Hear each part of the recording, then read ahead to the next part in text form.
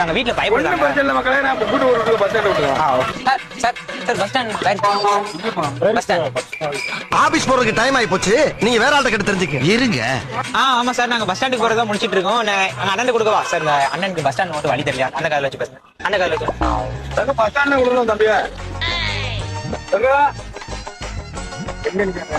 நல்லா வம்மன் தான் முட்டை எங்கேயோ அடிக்காங்க. சொல்லுங்களா நீங்க பஸ் ஸ்டாண்டு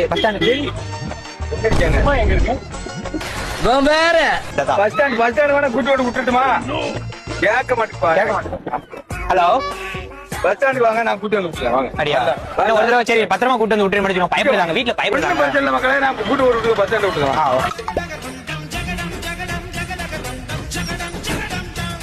ரொம்ப நன்றி.